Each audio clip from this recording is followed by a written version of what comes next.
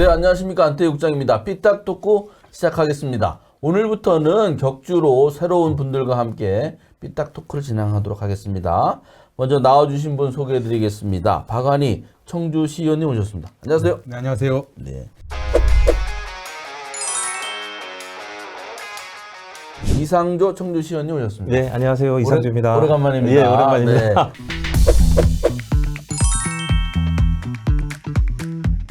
오늘 또 이렇게 케미가 민주당 청주시의원님, 예. 국민의힘 청주시의원님 이렇게 또 돼가지고 두 분은 위원회는 어디신가요? 저는 경제문화위원회. 경제. 예. 저는 이제 보건환경위원회. 아, 약간씩 다르면서 뭔가 그 보완이 또 잘 될 것 같습니다. 그래서 저희가 이제 오늘부터는 이제 격주로 주로 이제 조기 대통령 선거 예. 관련된 얘기를 각 당의 입장 또 정치인들이니까 정치인의 입장에서 말씀을 나눠보도록 하겠습니다. 그래서 오늘은 이제 바로 조기 대선 후보가 지금 막 선출되고 있지 않습니까? 그렇죠. 확정된 곳은 아직 없습니다만 그와 관련된 말씀을 나누도록 하겠습니다.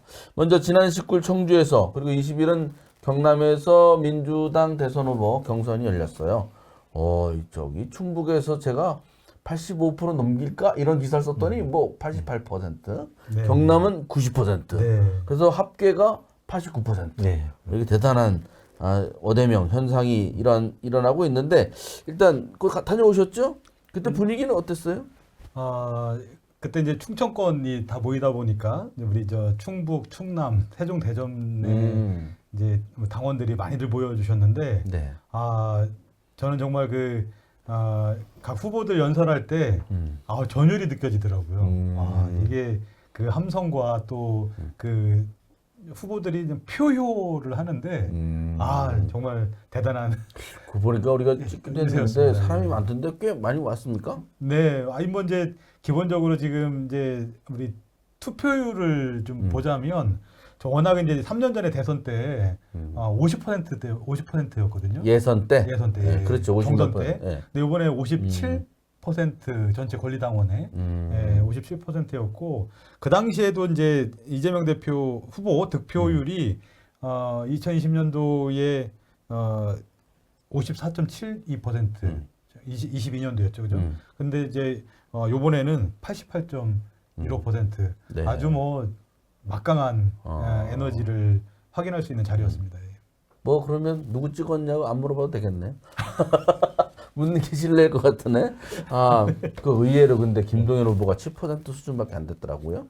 그건 충주 음성 그쪽에서는 좀 찍어줬을 것 같은 느낌이 있는데. 그래도 이제 일요일 날 영남권이 있었잖아요. 네. 그래서 저희가 이제 충북에서 우리 김동연 후보가 7%밖에 안 나와서 영남권에서 김경수 후보님이 또 얼마나 나올까 사실은 좀 걱정을 했거든요. 그렇지. 근데 5%좀 넘으셨더라고요. 예, 맞아요. 그래가지고 충북이 좀 그래도 이제 우리 충북 출신의 후보에 대해서 표를 좀 더 주셨구나 이렇게 좀 생각을 했었습니다. 오히려 다행이네, 그죠? 더 밑돌았으면 너무 받겠다. 네. 김동연 후보한테 미안할 수도 있었겠는데.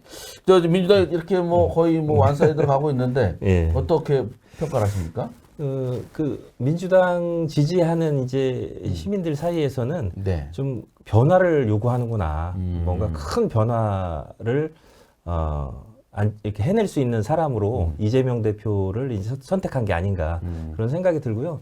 우리가 이제 김동연 아까 지사님 얘기도 하셨지만은 그분 같은 경우에는 뭐 뭔가 네. 큰 변화를 이끌 것 같지는 않고 약간 안정감이라든지 이런 이미지잖아요. 네. 그래서 지금 민주당 지지하는 분들 국민들 사이에서는 변화에 대한 욕구가 많은 것 같다 이런 생각을 했습니다. 원래 이제 이 정도로 많이 나올 거라고는 예상이 된 거죠? 그렇죠. 어차피? 예. 그렇게 뭐 어대명이라는 말이 유행할 정도로 어차피 대통령 후보는 이재명 대표가 되는 게 아니냐 이렇게 생각들 많이 하고 있습니다. 네. 그러면 이제 그 현장에도 계셨는데 이재명 후보뿐만 아니라 그 다른 후보들도 여러 가지 공약을 했는데 특히 이제 이재명 후보의 충청권 공약 뭐 좀 와닿는 게 있었습니까? 우선은 이제 그 국회나 그 대통령 집무실 세종 설치하는 문제 그리고 네. 이제 헌법 개정을 해야 될 문제이지만 행정 수도의 세종 이전 뭐 이런 것들이 이제 중요한 이슈로 충청권 공약으로 제기가 되었고 특히 이제 저희 그 충북 같은 경우에는 청주공항의 민간 항공기 전용 활주로 건설 이런 것들이 주요한 이슈였고요. 네. 그리고 특히나 이제 대덕 연구단지 같은 경우에는 기능을 확대해서 네. R&D 연구개발 예산을 확장하겠다. 그리고 우주산업 생태계 조성을 하겠다. 특히 여기 AI 분야, 인공지능 분야도 함께 하겠다고 했고요. 충남 같은 경우에는 이제 미래형 디스플레이 산업의 메카로 만들겠다. 그리고 충북은 바이오, 2차 전지, 반도체 육성지로서 부상하도록 돕겠다. 그래서 이제 충북이 어떻게 보면 충남을 비롯해서 충청권이 어떤 산업의 발전에 어떤 중요한 기반이 될 수 있게 과학기술부터 바이오, 뭐 AI까지 함께 성장할 수 있는 지역으로 만들겠다고 하는 포부들을 밝혔던 것 같습니다. 뭐 들어보면 그 전에도 했던 얘기고 뭐 새로운 건 아닌데 공통된 이제 주제를 얘기했던 것 같은데 의원님이 보시기에는 어떻게 평가를 하세요? 예, 뭐 선거 때마다 이제 충청도 민심에 굉장히 이제 관심들이 많잖아요. 뭐 언론도 그렇고 정치인들도 그렇고. 그리고 우리 충청도가 사실은 선거 때마다 뭐 한쪽만 계속 뽑는다든지 이렇게 안 하고 균형을 이렇게 이뤄가면서 어떤 그런 역할을 계속 해왔기 때문에 이번에도 이제 충청도 민심의 향배에 대해서 굉장히 관심이 많은 것 같고요. 뭐 인근에 있는 세종에 관련된 공약이라든지 청주공항 활성화, 활주로 네. 이런 공약들은 사실은 뭐 당을 떠나서 다 바라는 바이고 저희도 꼭 그렇게 되길 바랍니다. 국민의힘도 그런 공약을 좀 얘기하더라고요. 그렇죠. 그거는 뭐 그 어떤 당의 문제가 아니고 지역 발전의 문제이기 때문에 그리고 우리 이제 국회의원이나 대통령 후보 이런 분들은 사실 그런 큰 일을 좀 해줘야 되는 거거든요. 우리가 사실 저도 시의회에서 일을 하고 있지만 네. 시의원으로서는 그런 큰 일들을 해내기는 사실 어렵습니다. 그래서 지역의 큰 정치인들이 그런 문제는 정당을 초월해서 지역 발전에는 앞장섰으면 좋겠다는 생각을 합니다. 이재명 후보에 대해서 뭐 비판할 거 없습니까? 근데 오늘 이제 착하게 가시는 걸로 아니 근데 컨셉이에요? 어차피 지금 어대명 이런 얘기가 나오는 게 뭐 큰 그 당내 경선에는 강점이긴 한데 사실상 그 흥행 쪽에서는 실패한 게 아니냐 그런 또 분석도 많더라고요. 어차피 거기 뭐 완사이드로 가니? 이재명 후보가 확정될 게 뻔한데 뭐 사실 그 당원들 빼놓고는 뭐 관심이 없지 않냐 이런 또 의견도 있더라고요. 뭐 반론 없습니까? 아니 당연히 이제 저희 이제 투표율 자체가 3년 전에 투표율보다 상당히 높아졌잖아요. 뭐 영남권 같은 경우에는 거의 70%가 넘어서고 그랬다고 하더라고요. 권리당원들의 이런 이제 흐름들이 결국은 지난 윤석열 정권의 3년간에 얼마나 고통스러웠습니까? 서민들의 삶이 뭐 이 문제 그리고 이제 여튼 이제는 내란에 대해서 좀 종식을 시켜야 된다 이런 이제 갈망들이 사실은 이번에 반영이 됐다고 봐요. 그래서 권리당원 투표들 높아졌고 지금 이제 사실은 오늘부터 국민 그 선거인단 여론조사 ARS 여론조사가 네. 진행이 되고 있는데 100만 명을 대상으로 전화가 갑니다. 안심번호로 이제 100만 명을 통신사에 받아서 5번 정도 이제 27일 사이에 전화가 갈 텐데 그 결과도 보면 이제 과연 얼마만큼 이제 국민들이 응답을 하느냐 이런 것들을 좀 봐야 흥행이냐 아니냐 판단할 수 있을 것 같은데 현장의 열기는 정말 뭐 대단했던 것 같습니다. 맞아요. 응답률이 낮아서 전화 안 받으니까 네. 그게 얼마나 많이 돌려야 되겠어요? 자, 국민의힘 얘기해 보겠습니다. 민주당은 이제 뭐 토끼 거북이 하면 토끼가 막 뛰어가고 있고 국민의힘은 거북이가 엄청 많아요. 지금. 그리고 1차 예선이 거쳐서 오늘 2차 통과자가 오늘 저녁 7시에 발표가 되거든요. 저희가 녹화해서 그 시간을 좀 못 맞춰서 이 통과자를 이제 전망할 수밖에 없는 상황인데 김문수, 홍준표, 한동훈 정도는 다들 1차를 통과할 거다라고 예상하고 있어요. 그러면 누구죠? 나경원, 안철수 우리 두 후보인데 어떻게 예상은 어떻게 하십니까? 지금 이제 굉장히 후보가 이제 여러 명 있고 또 뭐 그 중에서 한 분이 뭐 특별하게 독주하는 분이 없다 보니까 당원이나 지지자들 사이에서 굉장히 이제 관심이 많더라고요. 그리고 제가 이제 여러 단톡방에 제가 들어가 있잖아요. 네. 단톡방마다 뭐 맞추기 막 이런 것도 하고 4명 다 맞추면은 뭐 상품 주겠다 이런 분도 있고. 근데 거기서 이제 제가 보니까 제일 많이 나온 그 조합이 그러니까 김문수, 홍준표, 한동훈, 나경원 이렇게 나경원. 네 분. 이게 나경원. 가장 이제 많은 당원이나 지지자들이 이렇게 뽑고 있더라고요. 어떻게 전망하세요? 아니 저도 뭐 이제 쭉 살펴보니까 이제 이상조 의원님 말씀처럼 그렇게 갈 것 같아요. 뭐 안철수 이제 후보의 경우에는 이제 계속 이제 출마했다가 철수하시고 뭐 이래서 이번에도 그러지 않겠냐 이렇게 보시는 분들도 있더라고요. 근데 이제 제가 이제 1차 TV 토론 한 거에 대해서 이제 리뷰를 쭉 해봤더니 뭐 홍준표 이제 후보께서 한동훈 후보에게 뭐 키높이 구두 얘기부터 가발 얘기까지 그래서 참 이게 뭐 코미디 보는 듯한 느낌이어서 뭐 재밌기는 하겠으나 이게 이제 한 국가의 대통령 후보를 선출하는 과정인데 한편으로는 이건 너무 가볍지 않은가 뭐 이런 이제 평가를 하시는 분들도 있더라고요. 제가 궁금한 거는 이제 민주당은 3명으로 시작했으니까 어쨌든 경선이 진행되는데 여기 8명이 있고 1차, 2차 막 나누다 보니까 분위기가 어떤지 잘 모르겠어요. 당원들은 막 이렇게 서로 막 붐업이 되는 건지 지금 뭐 그렇죠. 붐업이 되고 되고 있고 있어요? 예, 굉장히 이제 관심이 많고 아. 일단 누가 될지 지금 명확하게 어렵잖아요. 좀 분석하기가. 네. 그래서 굉장히 관심이 많은 건 사실입니다. 그 흥행은 오히려 네. 1라운드, 2라운드 네. 하면 저기가 국민의힘이 더 좋아질 수도 있고 흥행이 성공할 수도 있겠네요. 그렇죠. 그리고 최종 후보가 또 대통령 후보가 될지 또 이런 문제도 또 있잖아요. 저희는 또 최종 단일화 문제도 또 나오고 있어서. 아니 네. 거기는 참 어렵겠어요. 네. 자, 그 얘기는 계속 하도록 하고 예. 그런데 여기 보니까 일단 나경원 후보가 된다고 치면 탄핵에 반대한 분이 3분, 탄핵에 찬성했던 분이 1분 이렇게 되고 그 토론하는 거 보니까 저 비상기한 문제, 예. 내란 혐의 그러니까 헌법재판소 그 탄핵 심판에 대해서 좀 이렇게 문제가 없다 이런 말하는 분들도 많고 한데 이런 것에 대한 인식은 어떻게 당원들의 생각은 어때요? 당원들 생각은 우리가 이제 공포 영화를 보면 어떤 뭐 음악이 막 이렇게 쫙 고조가 되고 분위기를 고조한 다음에 그 다음에 이제 귀신이나 뭐 좀비나 이런 게 나오는 거잖아요. 네. 근데 요번에 이제 계엄 같은 경우에는 사전에 그런 어떤 조짐이나 또 사회적 긴장감이 고조되는 어떤 그런 이슈가 없는 상태에서 갑자기 이제 계엄이 이루어지다 보니까 아니 뭐 웬 계엄이야? 뭐 이런 약간 요런 생각 갖고 있어요. 당원들도. 그런데 계엄이 곧 내란이다. 이 부분에 대해서는 동의하지 못하는 분이 굉장히 많은 게 이제 그게 사실이고 또 이제 헌법재판소 결정에 대해서도 뭐 국익이라든지 우리나라의 혼란이라든지 이런 걸 막기 위한 정치적 결정이지 이게 법적으로 꼭 계엄을 한 게 내란에 해당된다라고 판단한 건 아니다. 이렇게 보는 의견이 많습니다. 그래서 그러면 그 후보들이 그렇게 얘기하는 것도 뭐 이해할 만하다. 그렇죠. 왜냐하면 이렇게 보는 거예요? 많은 우리 지지자들이나 당원들이 그렇게 생각을 하고 있고 그런 것을 어떻게 보면 정치인은 그분들을 대표하고자 하는 분들이잖아요. 그러니까 그렇게 얘기하는 거에 대해서 이해할 수 있다. 이렇게 얘기할 수 있습니다. 그거 어떻게 보십니까? 그러니까 이제 이게 인식의 차이인 것 같은데 그 헌재에서 윤석열에 대한 파면 결정이 내려졌기 때문에 지금 조기 대선이 이루어지는 거잖아요.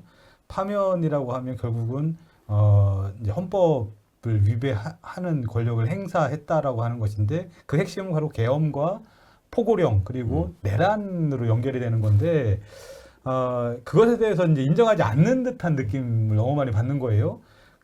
뭐 탄핵 국면에서도 이제 뭐 국회의원들뿐만이 아니라 뭐 김용환 지사나 뭐 몇몇 의원들도 막 내란 탄핵에 반대한다고 계엄에 대해서 막 찬성하는 동의하는 내란에 대해서 동의하는 발언을 막 하고 했었잖아요. 근데 이제는 좀 이제 국민의힘이 좀 빨리 수습하고 가야 되는 상황이 아닌가 싶은 거예요. 계속 이 상태로 간다라고 하면 결국은 국민의힘 자체가 내란 동조한 것이 사실로 확인되는 과정이 아닌가 싶어서 그것은 이제 국민들의 동의를 받기는 어렵다. 그러니까 당내 지지자들의 뭐 이렇게 표를 이렇게 만들어내고 결집시키는 데는 어느 정도 뭐 가능할 수 있겠으나 국민들의 동의를 받기는 어렵다고 봐요. 근데 우리가 이제 사회가 사실 이런 어떤 한 사안에 대해서 서로 생각이 다른 사람들끼리 만나서 얘기를 하다 보면 이제 뭐 싸우기도 하고 그래서 소위 이제 뭐 종교 얘기나 또 정치 얘기는 하지 마라 뭐 이런 격언도 있을 정도잖아요.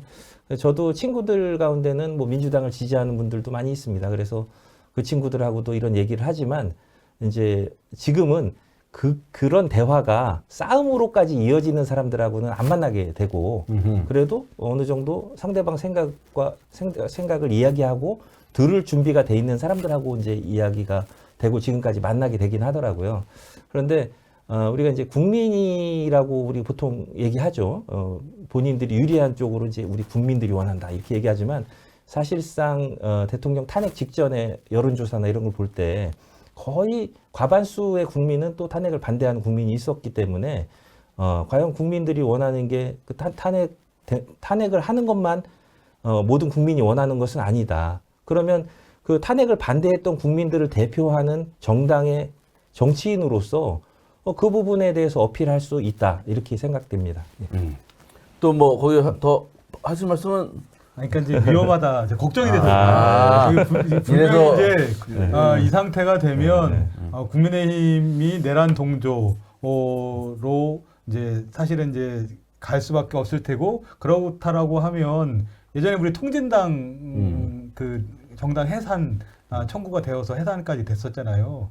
거기에 적용하자고 하는 얘기들이 상당히 지금 많이 나오고 있습니다. 그렇게 되면 사실은 저는 건전한 보수는 당연히 필요하다고 봐요. 그래야 새 좌우의 날개가 있듯이 균형을 갖춰갈 텐데 이게 한쪽이 이번에 확 너무 무너져 버리는 것이 아닐까라고 하는 우려와 걱정이 많이 들어서 저는 윤석열 이제 탄핵된 윤석열 전 대통령에 대해서 국민의힘이 빨리 손절하는 것이 국민의힘을 위해서도 필요하지 않을까 싶습니다. 뭐 그런 주장을 하는 당내 여론도 있긴 있습니다만은 그 굉장히 많은 수의 국민들이 또 어떤 다른 생각 갖고 있는 거에 대해서 우리가 뭐 정당 해산이라든지 통진당 사건 이런 거를 거론하는 것 자체가 오히려 이재명 대통령을 지금 변화를 이끌어갈 주인공이다라고 생각하고 지지하는 사람들 측면에서도 볼 때 야 이거 잘못하면 큰 사회적 혼란이 일어나겠구나 이런 생각을 해서 결코 유리하지 않다 저는 그렇게 생각합니다.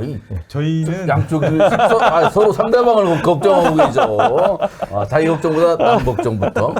뭐 말씀하세요. 그러니까 저희는 이번 이제 여튼 선거의 핵심은 왜 선거가 조기 대선이 왔는지 그건 결국은 윤석열 탄핵에 대한 문제, 계엄의 문제, 내란에 대한 문제로부터 시작이 됐기 때문에 그것을 정리하고 넘어가야 된다 이번 대선에서. 그리고 나서 국민 통합이 돼야 되지. 그렇지 않고 이제 여기서 그냥 유야무야 이게 뭐 봉합하듯이 봉합하면 또 다른 문제들이 발생할 수밖에 없다. 그러면 결국은 계엄 이제 권력을 가진 누구든 계엄을 막 하고 싶으면 하도 되는 이런 어떤 계엄 면허증이라고 표현을 또 하던데 그 상황이 발생할 것 같아요. 그러면 정말 그 남미의 그 나라들처럼 막 그 1년에 몇 번씩 계엄도 일어나고 이런 사회적 혼란이 더 발생할 수밖에 없고 그러면 그것은 결국은 국가의 신은도 떨어지고 대한민국이 사실은 망하는 길이지 않겠나 싶습니다.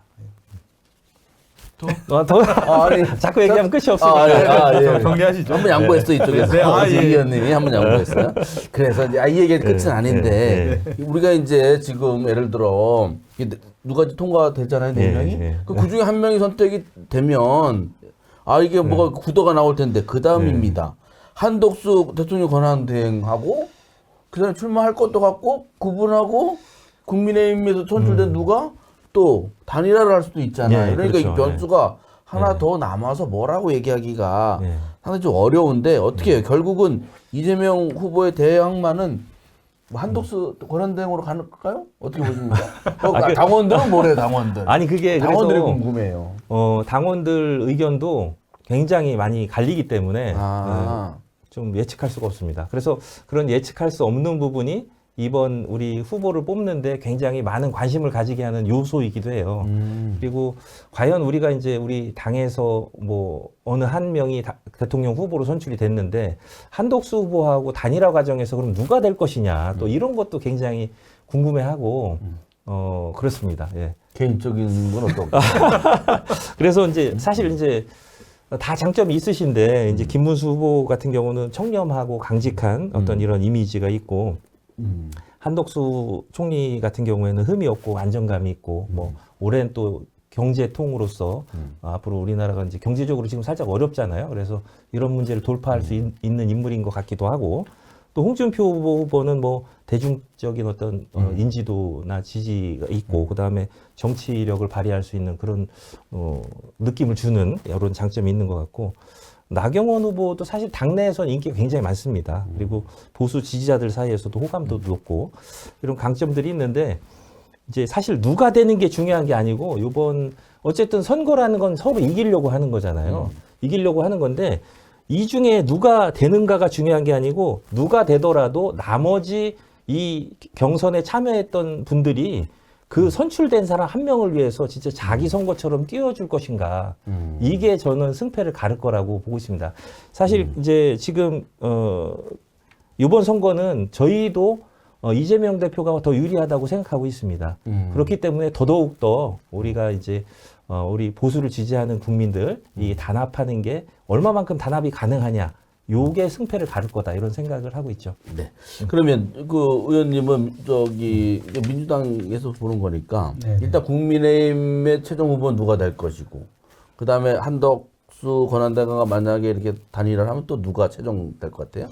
아니, 지금의 분위기상으로 보면 탄핵에 찬성한 한동훈 후보는 어렵겠다. 어렵겠다.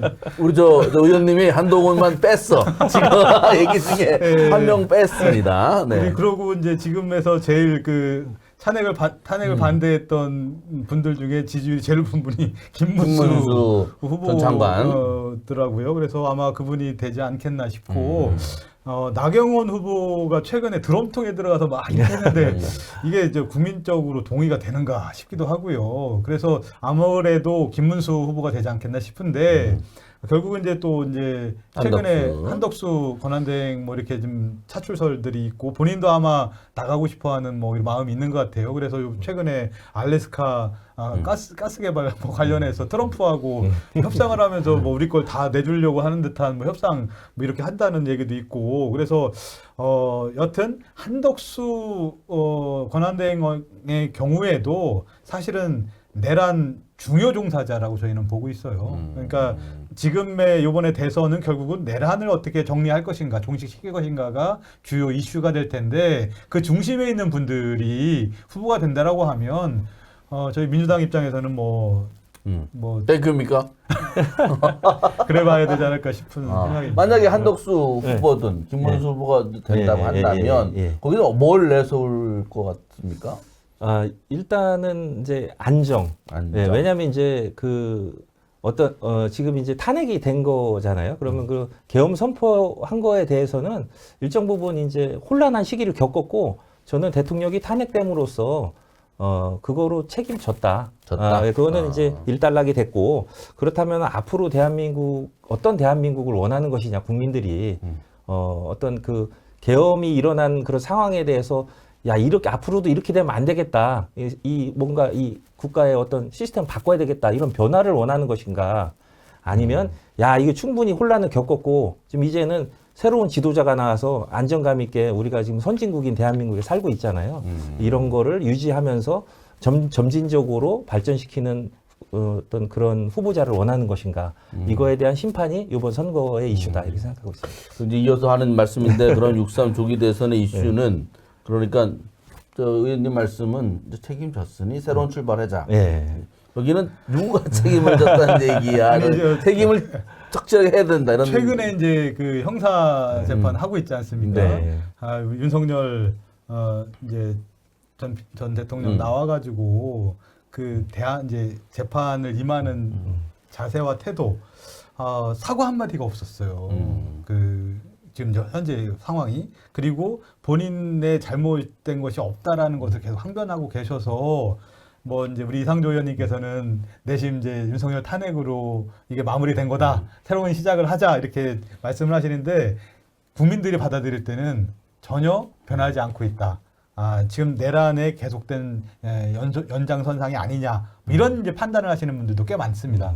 그래서 저는 이번 조기 대선의 핵심 이슈는 결국은 이런 역사적 과오를 바로 세우고 헌법을 준수하고 헌정을 수호하고 민주주의를 바로 세우는 것 그리고 이번과 같은 권력을 가진 자들이 대통령의 권한으로 이제 계엄을 한다거나 뭐 문제 없는 이제 사실은 이유 없는 계엄들을 한다거나 이런 것들은 다시는 일어나면 안 된다. 그것에 대해서 민주주의 우리 국민들이 빛의 혁명으로 만들어낸 이 탄핵의 과정들을 다 끌어안고 받아안고 그래서 그것을 좀 정리하고 넘어가야 다음에 국민 통합과 국가의 뭐 비전, 발전의 비전까지 함께 나오지 않겠나 싶습니다. 그래서 이번 선거의 핵심은 내란 종결입니다.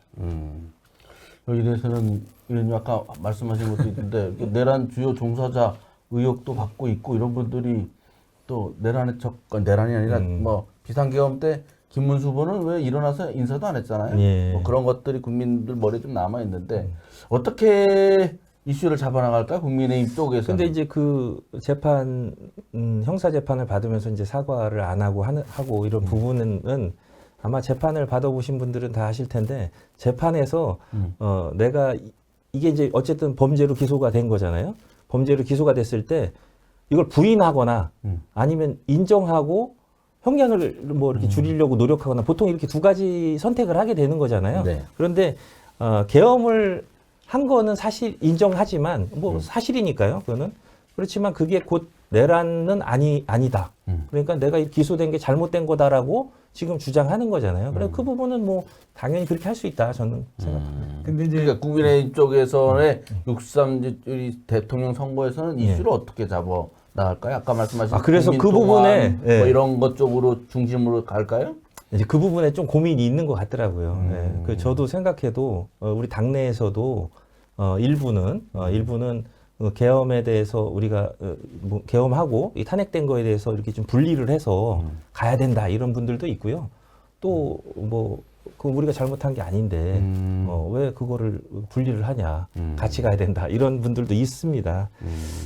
그래서 고민이 좀 많고 뭐 제가 판단할 부분은 아닌 것 같습니다. 그런 부분에 대해서는 어려운 부분입니다. 예. 어려우신 네. 상황일 것 같습니다. 아니요, 정치는 이럴 때 한번 딱 목소리를 내서 그래서 존재감을 한번 또 각인시키고 퇴위도 나왔는데 이렇게 하시라라고 그 지도부에 할 말씀 없습니까? 아직은 조금 더 생각하셔가지고 근데 이제 뭐 이게 국민의힘은 걱정할 게 아니고 이재명 후보가 대통령 후보가 된다고 한다면 그 이제 안 좋은 이미지들 있잖아요. 강성인이 뭐 대통령이 되면 뭐 이렇게 뭐 탄압할 거니 뭐 이런 얘기들은 뭐 많이 뭐 아주 실제로 그렇게 그런 얘기 많이 나오고 있어요. 그런 것에 대해서는 어떻게 해? 아니, 본인께서도 몇 차례에 걸쳐서 밝혔어요. 정치적 보복 이런 거 없다. 왜냐하면 본인이 지난 3년간 얼마나 검찰에 불려다니고 압수수색에 재판을 오늘도 아마 재판받은 걸로 일정에 있더라고요. 그래서 얼마나 힘듭니까? 그렇게 죄 없는 자들을 보복하고 하는 것들은 하지 않을 것이고 다만 이제 이번 선거는 내란에 대한 종결, 그러니까 점을 찍고 넘어가는 과정이 필요한 것이기 때문에 그것에 대한 책임은 물어야 될 거라고 저는 보고 있고요. 또 하나는 이제 저희 당 같은 경우에는 이제 우리 충청권이나 영남권의 그 합동 유세 때도 나왔지만 각 후보들이 상호에 대한 비방이나 이런 것들이 거의 없어요. 대부분 이제 정책 대결 이런 것들도 있었고 지난번에 이제 김동연 지사 후보께서 이제 우리 충북도당 민주당 충북도당 방문했을 때 뭐 저도 거기 현장에 있었지만 다수의 고문님들이나 이제 이런 분들은 그 얘기를 했었어요. 그러니까 3년 전에 우리가 대선에서 실패한 것은 소위 말해서 이제 내부적 어떻게 보면 이제 문제 제기, 뭐 대장동이니 뭐 이런 것들이 이제 사실은 내부에서 나왔던 얘기들로부터 시작이 됐잖아요. 그래서 그런 것보다는 이번에는 정책 대결로 선거를 이끌어가자. 그리고 상호에 대한 비방을 하지 마, 최대한 줄였으면 좋겠다. 예의 있는 아름다운 선거를 경선을 하자. 뭐 이런 제안들을 많이 해주셨거든요. 뭐 김동연 지사도 그렇게 답변을 했고 이번에 뭐 유세 과정에서도 다들 그렇게 입장들을 좀 표명하고 있고 그렇게 하는 것 같아요. 그래서 지금 민주당의 분위기는 여튼 나라를 맡길 수 있는 정당이다라고 하는 그런 안정적인 이미지, 안정적인 모습을 만들어가는 것에 새 후보가 함께 좀 동참하고 있지 않나 싶습니다.